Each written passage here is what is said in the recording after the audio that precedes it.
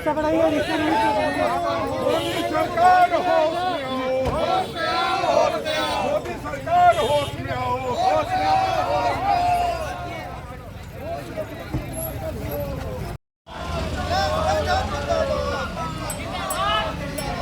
भैया आगे जाने का ब्रेक नहीं है।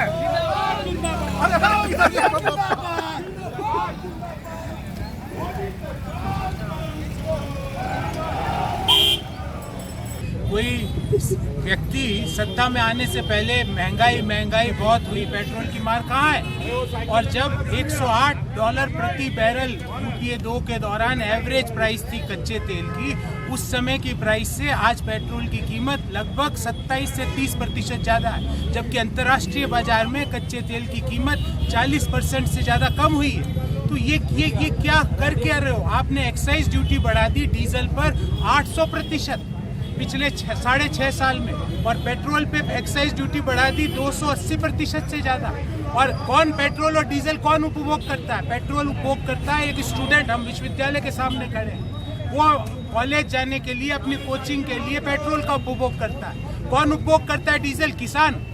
आपने किसान की लागत बढ़ाई है, आपने स्टूडेंट के हाथ से अब बाइक चलाने का बातें तो करी थी, हवाई चप्पल वालों को हवाई सफर कराएंगे, बाइक पे बैठने लायक नहीं छोड़ा है।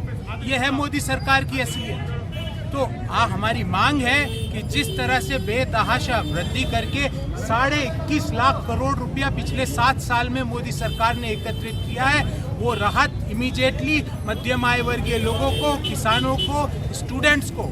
और मैं एक बात और कहना चाहूँगा, कोरोना की महामारी के दौरान मध्यम आय वर्गीय लोगों ने बहुत बड़ा दंश झेला है। 12 करोड़ से ज़्यादा लोगों ने अपनी नौकरी खोई है, और जिनकी नौकरी बची है उनकी सैलरी कम हो गई। और आप पेट्रोल के दाम बढ़ा रहे हो। उस समय बजट में निर्मला जी ने संसद में खड़े होकर बोला कि हम सेस लगा रहे हैं, पर पेट्रोल और डीजल की कीमत हम बढ़ाएंगे नहीं। उसके तुरंत बाद 13 दिन तक लगातार पेट्रोल डीजल के दाम बढ़ते हैं। फिर आप बोलते हो कि आप हमारी बातों पे विश्वास क्यों नहीं करते? अरे किसान कैसे आपकी बात पर विश्वास करेगा जब आप संसद में बोल के बाहर आते ही आपके दाम बढ़ने चालू हो जाते हैं? जो पेट्रोल सरकार 30 रुपए में खरीद रही है, वो पेट्रोल सरकार जनता को 100 रुपए में क्यों बेच रही है? सवाल ये होने चाहिए कि जनता के जेब में जब पैसा बचेगा ही नहीं तो अपना जीवन यापन करेंगे कैसे?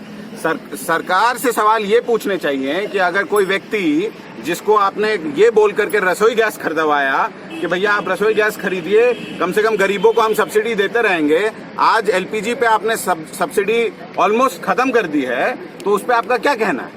तो प्रश्न ये होने चाहिए कि भाई जनता के दुख दर्द से सरकार को कोई सरोकार है या नहीं है? 30 का पेट्रोल 100 में क्यों? तो भाजपा बोल रही कांग्रेस की गलत नीतियों की वजह से हुआ है।